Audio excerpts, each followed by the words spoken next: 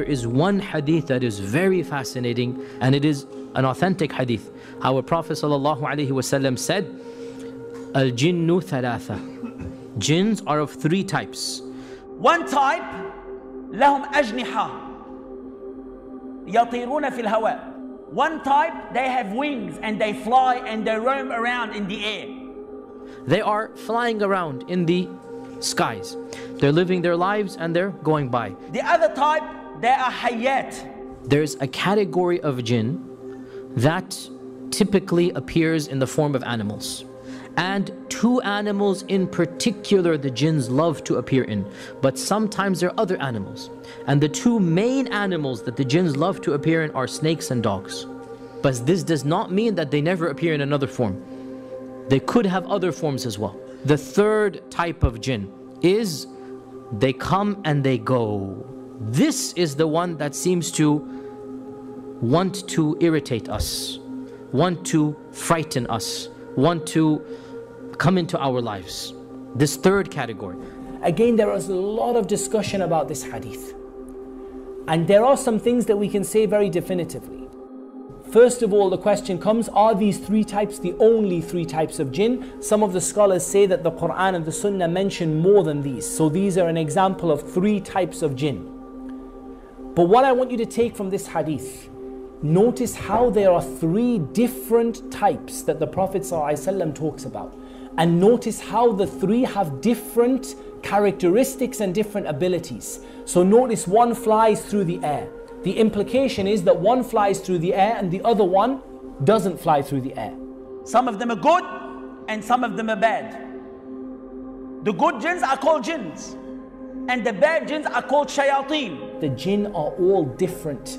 They have different abilities, different characteristics, they do different things, they like different things, they dislike different things.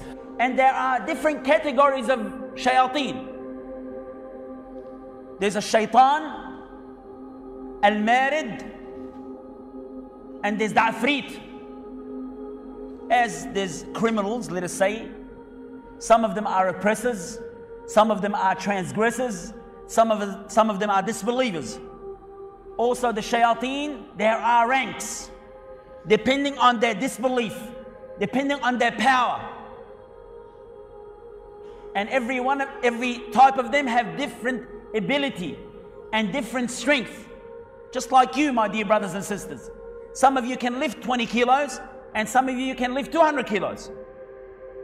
Some of you are intelligent and some of you are not as intelligent. So the jinns are like this. And Abu Dawood narrated from Jabir ibn Abdullah that the Prophet ﷺ said, if you hear the barking of a dog or the braying of a donkey, then seek refuge with Allah, for they see that which you do not see. So the Prophet ﷺ indicated that both donkeys and dogs are able to see the jinn in certain circumstances. Allah knows best. There are certain jinns that are there just for evil.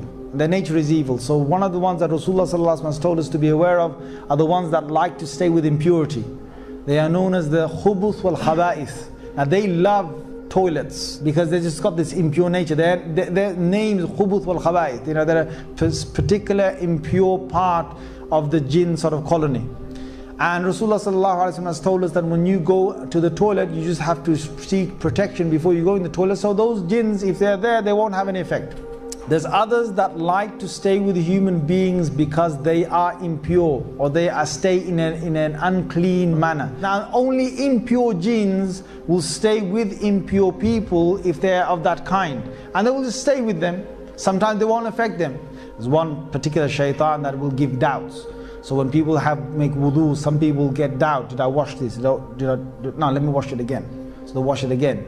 And then after that, did I wash that little part of my elbow? No, let me wash it again.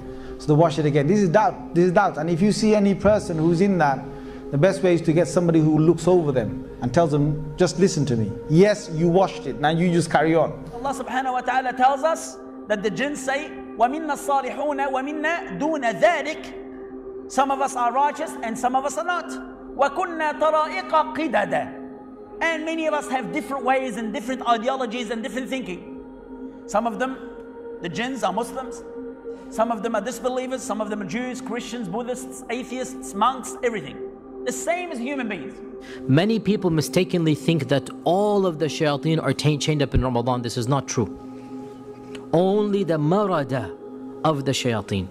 And the marada of the shayateen are the obstinate or the ones that are especially going to harm you. Are they a separate category like the ifrit?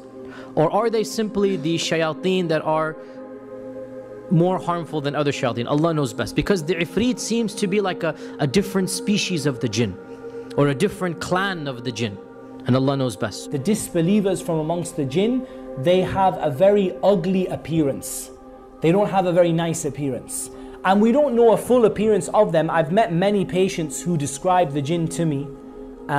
I've met many people who have seen the jinn in various different forms.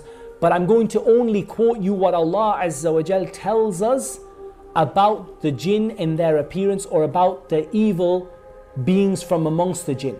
Allah Azza wa Jal tells us about the tree that grows from the base of the hellfire. The tree of Az-Zaqum. The tree which is ta'amun athim, which is a very painful and an evil tree. And Allah describes the fruit of the tree of the hellfire and says it looks like the heads of devils. So if you imagine this horrible tree, this horrible poisonous evil tree, and you imagine that it looks like the heads of the shaitan, you can imagine that these shayateen are not particularly nice in appearance.